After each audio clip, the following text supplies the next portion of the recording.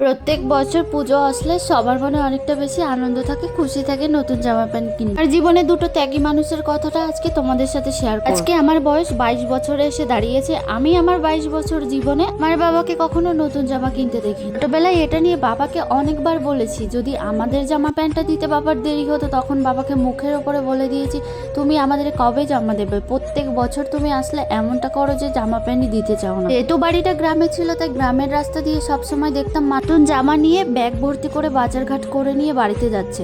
বাবা প্রত্যেক বছর পুজোতে আসলে ওই একটা কথাই বলতো, আমরা 4 বোন গিয়ে দোকান থেকে বাকিতে আমার নাম করে ছিটের 4টে জামা প্যান্ট নিয়ে চলে আসবে, যেটা এনে তোমাদের পাশের বাড়ি কাকিমার কাছে বানাতে দেবে। প্রতি বছর ওই সিটের জামা প্যান্টের কথা যখন বাবা বলতো তখন আমাদের 4 বোনের মুখটা পুরোটাই একদম অন্ধকার হয়ে যেত। তখন আমরা বলা বলি করতাম, জীবনে কোনোদিন হয়তো বাবা আমাদেরকে ভালো জামা প্যান্ট দিতে পারবে না। তখন বাবার প্রতি একটা আলাদাই রাগ কাজ করতো যে বাবা তুমি কেন আমাদেরকে কখনো ভালো জামা প্যান্ট দিতে পারো না। কখনো কখনো বাবার এই ত্যাগের কথা আমি বুঝতে পারিনি, কিন্তু এখন বর্তমানে দাঁড়িয়ে আমি বাবার সমস্ত ত্যাগের কথা বুঝতে পেরেছি। সারা জীবনটাই বাবার ত্যাগ করতে করতে কেটে গেছে। আমি ছোটবেলা থেকে সত্যি কথা বলতে 22 বছরে কখনো আমার বাবাকে নতুন জামা কিনতে দেখিনি। তো কত বছর তো এমনও হয়েছে যে আমাদের টাকা বাজার খরচ দিতে পারেনি বলে বাবা আমরা পুজোর বাজার পর্যন্ত দেখতে যেতে পারিনি। এখন 4 বোনের ভিতরে অনেক বেশি খারাপ লাগতো বাবাকে নিয়ে। মনে হতো এই বাবা নামের মানুষটা আমাদের কখনো ভালো কিছু দিতে পারবে। আমার বাবাকে দেখেছিলাম একবার ইন্ডিয়া থেকে একটা দাদু আমার বাবাকে একটা জুতো কিনে দিয়েছিল।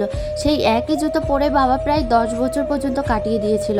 যতবারই জুতোটা ছেড়ে যেত ততবারই বাবা দোকান থেকে আবার ঠিক করে করে এনে ওই জুতোটা পরতো।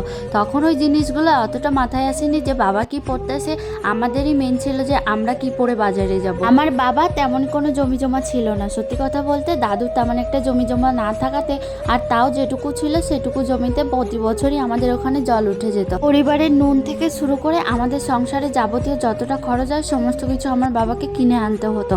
এমনকি চালটা পর্যন্ত যদি বাবা না আনতো তাহলে সেদিন আমাদের আর রাতের খাওয়াটাও জুটতো না। প্রত্যেক বছর আসলে পুজোর আগে বাবা আরো বেশি বেশি করে কাজ করতো। প্রতিদিনে বাবার রুটিনটা ছিল রাত 3টের সময় ঘুম থেকে উঠে পান্তা ভাত খেয়ে কাজে চলে যেত, আবার 8টা 9টার দিকে ওখান থেকে চলে এসে আবার আমাদের গ্রামের কোনো কাজে চলে যেত।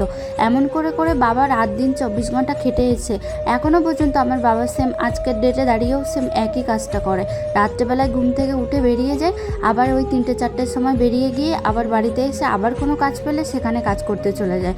কারণ এখনও আমার বাবার মাথার উপরে 2টা বোনের বোঝা আছে। এখন যখন আমরা বড় হয়েছি বুঝতে শিখেছি তখন থেকে আমরা আমাদের নিজেদেরকে সত্যি মেয়ে হিসেবে বোঝা মনেই করতাম, যদিও বাবা এই কথাটা আমাদের কখনো বলেনি তারপরেও। আর দ্বিতীয় নম্বর যে ব্যক্তিটা সেটা হচ্ছে আমার নিজের স্বামী, যার কথাটা না বললেই নয়।